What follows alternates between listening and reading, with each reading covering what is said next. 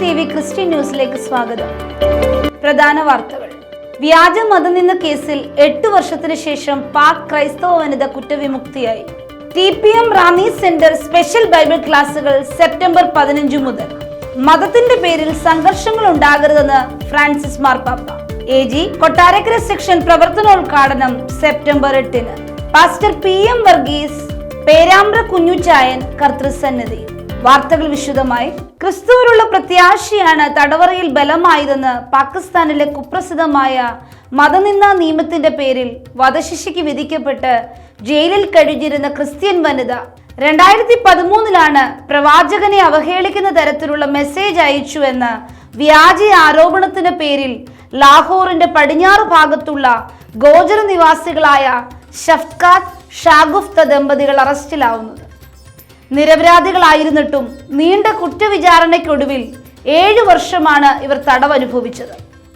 കടന്നുപോയ സാഹചര്യങ്ങൾ അതിദയനീയമായിരുന്നുവെന്ന് ഷാഗുഹ aid to the church in നീഡിന് നൽകിയ അഭിമുഖത്തിൽ പറയുന്നു. ഒരു സെൽഫോൺ ഇല്ലാതിരുന്നിട്ടും ഒരു പ്രാദേശിക ഇമാമിന് മതനിന്ദയുടെ സന്ദേശം അയച്ചുവെന്ന വ്യാജ ആരോപണത്തിന് ശേഷം ഒറ്റപ്പെടലിൽ തടവിലാക്കപ്പെട്ടു. വധശിക്ഷയ്ക്ക് വിധിക്കപ്പെട്ടതിനു ശേഷം ഒത്തിരി വേദനയാൽ ഞാൻ കഷ്ടപ്പെട്ടു.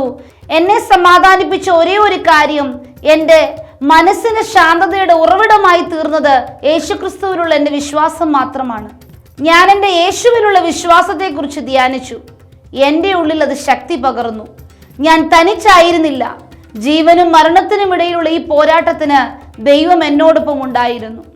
ദി പെന്തക്കോസ്റ്റ് മിഷൻ റാന്നി സെന്ററിന്റെ ആഭിമുഖ്യത്തിൽ സെപ്റ്റംബർ 15 ഞായർ മുതൽ 17 ചൊവ്വ വരെ സ്പെഷ്യൽ ബൈബിൾ ക്ലാസ് അങ്ങാടി TPM ആരാധനാലയത്തിൽ നടക്കും. 15, 16, 17 തീയതികളിൽ വൈകിട്ട് 5:45 സ്പെഷ്യൽ ബൈബിൾ ക്ലാസും തിങ്കളാഴ്ച രാവിലെ 9:30 മുതൽ വൈകിട്ട് 4 വരെ യുവജന മീറ്റിംഗും ചൊവ്വാഴ്ച രാവിലെ 9:30 ഉപവാസ പ്രാർത്ഥനയും ഉണ്ടായിരിക്കും. സഭയുടെ സീനിയർ ശുശ്രൂഷകർ യോഗങ്ങൾക്ക് നേതൃത്വം നൽകും. മതത്തിന്റെ പേരിൽ സംഘർഷങ്ങൾ ഉണ്ടാകരുതെന്ന് ഫ്രാൻസിസ് മാർപ്പാപ്പയും ഇന്തോനേഷ്യയിലെ ഗ്രാൻഡ് ഇമാം നസ്രുദ്ദീൻ ഉമറും ഒരുമിച്ച് മുന്നറിയിപ്പ് നൽകി. ഇന്തോനേഷ്യ സന്ദർശിക്കുന്ന മാർപ്പാപ്പ വ്യാഴാഴ്ച ജക്കാർത്തയിലെ ഇസ്തിൽഖാൻ പള്ളി സന്ദർശിച്ച വേളയിലാണ് സംയുക്ത മുന്നറിയിപ്പ് നൽകിയത്. സംഘർഷങ്ങൾക്ക് തിരികൊളുത്താൻ മതത്തെ ഉപയോഗിക്കുന്നതിനെതിരെ ഇരുവരും ഒരുമിച്ച് രംഗത്തെത്തുകയായിരുന്നു. മാനവരാശിക്കായി മതസൗഹാർദ്ദം എന്ന പ്രഖ്യാപനത്തിൽ ഇരുവരും ഒപ്പിട്ടു.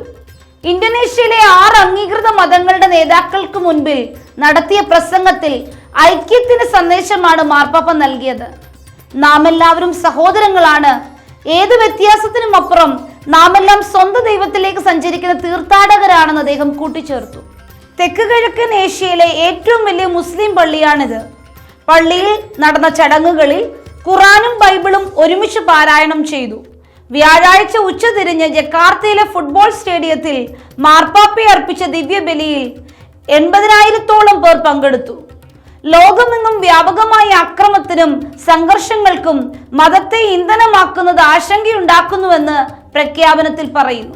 Assemblies of God Kottarakkara section mission and evangelism department 2024-2026 വർഷത്തിന്റെ പ്രവർത്തന ഉദ്ഘാടനവും പ്രഥമ മീറ്റിംഗും സെപ്റ്റംബർ 8 ഞായർ വൈകിട്ട് 4-ന് ലാപ്പള്ളി AG സഭയിൽ നടക്കും. പാസ്റ്റർ ബിനു VS ഉദ്ഘാടനം ചെയ്യും. പാസ്റ്റർ TJ ഷമീൽ മുഖ്യ സന്ദേശം നൽകും. പാസ്റ്റർ റെജി ജോൺ നേതൃത്വം നൽകും. IPC Karnataka region president pastor KS ജോസഫിന്റെ ഭാര്യ പിതാവ്, മലബാറിൽ ദീർഘവർഷങ്ങൾ സുവിശേഷ പ്രവർത്തനങ്ങളിൽ വ്യാപൃതനായിരുന്ന കോഴിക്കോട് നെല്ലിപ്പോയയിൽ പടിഞ്ഞാറേ മഠത്തിൽ പാസ്റ്റർ PM വർഗീസ്, പേരാമ്പ്ര കുഞ്ഞുചായൻ കർത്തൃസന്നിധിയിൽ ചേർക്കപ്പെട്ടു. 93 വയസ്സായിരുന്നു. രോഗബാധിതനായി ബാംഗ്ലൂർ സെന്റ് ജോൺസ് മെഡിക്കൽ കോളേജിലായിരുന്നു. മലബാറിൽ പല ലോക്കൽ സഭകളുടെയും ആരംഭ പ്രവർത്തകനാണ് ഇദ്ദേഹം. സുവിശേഷത്തിന്റെ ധീര പോരാളിയും സഭാവിഭാഗ വ്യത്യാസമില്ലാതെ എല്ലാവരോടും സഹകരിച്ച് പ്രവർത്തിക്കുകയും ചെയ്തു വന്നിരുന്നു. കുറച്ചുകാലം മാനന്തവാടി ചർച്ച് ഓഫ് ഗോഡിൽ പാസ്റ്ററായി ശുശ്രൂഷിച്ചിരുന്നു. 2002 മുതൽ ബാംഗ്ലൂർ ഇളയ മകൾ ജോസിന്റെ ഭവനത്തിൽ വിശ്രമ ജീവിതം നയിക്കുകയായിരുന്നു. ഭാര്യ പരേതയായ കാക്കനാട് മേരി വർഗീസ്, മക്കൾ Omana A Koshy, C C Joseph, Simon Varghese, Joythi Ippachan. സംസ്കാരം സെപ്റ്റംബർ 6-ന് നടന്നു.